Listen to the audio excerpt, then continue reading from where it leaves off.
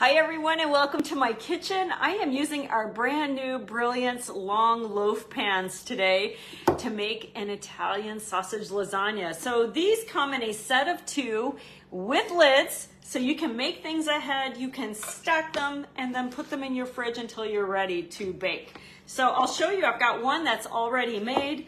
The lids are not oven safe, so you'll just want to take them off, but they have a nice tight seal, so you will absolutely love that.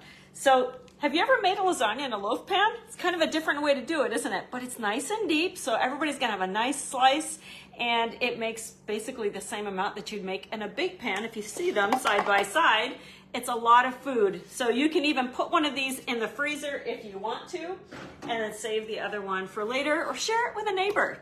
So we'll put one together. I've already got some sauce on the bottom. I've already got a couple of layers of noodles, and I'm actually using homemade pasta today. How's that for fancy? I made the pasta over the weekend and popped it into the freezer, and I'm just pulling it out today. You can absolutely use lasagna noodles from the grocery store. We just have a new pasta machine coming, and I was playing with it, so that's what I'm using today. So what goes over the top? A mixture of cheese. I am using ricotta today, and there's eggs in here and Parmesan, some Italian seasoning, yummy things. Okay, so I'm just gonna put a layer of that on there. There's a package of frozen spinach. You wanna squeeze that dry so it doesn't make too much liquid. There's enough liquid in the tomatoes that's in the sauce to help cook up those noodles. And then I've got some mozzarella cheese. Definitely grate your own if you can. And if you're in a pinch, you can use, pre-shredded. You can use your noodles that are already made. This is just kind of a special touch. On a weeknight, can you believe it? So you can know this is what we're gonna have for dinner for a couple of nights. It'll be great. Okay, and now we'll do some sauce. And the sauce, I just cooked a pound of sweet Italian sausage. You need the equivalent of 2 cans of diced tomatoes. I actually have tomatoes coming out of my garden like crazy right now. So they're San Marzanos. And if you know those, they're really good for making sauce. So I actually scored those tomatoes, dropped them in hot water until the skin split. I peeled them and diced them. So I got enough for the equivalent of 2 cans of tomatoes, but you absolutely don't have to do that.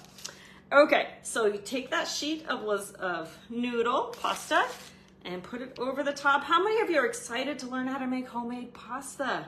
That'll be coming soon. You're gonna love that.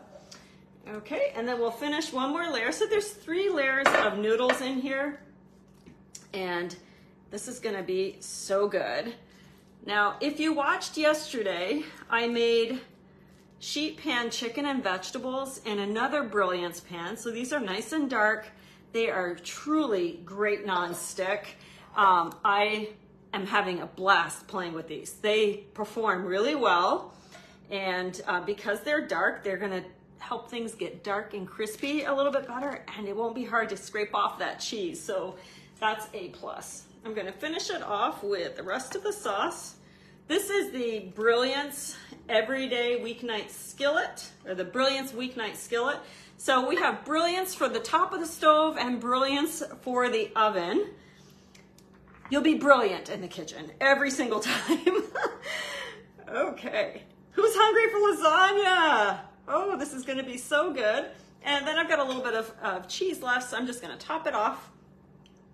I'm going to cover these with foil to put in the oven, and that's going to allow you to get everything nice and cooked, and then I'll remove the foil and then let it cook uncovered for up to 20 minutes so that cheese can brown. Because I don't know about you all, but I love, let's see, I'll have to go this way.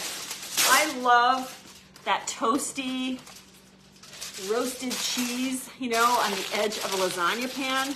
That is like my favorite part. I don't know about you, but I love that. So I'll be the one to take like the corner piece, and you actually have more corner pieces with this shape, so that's great too.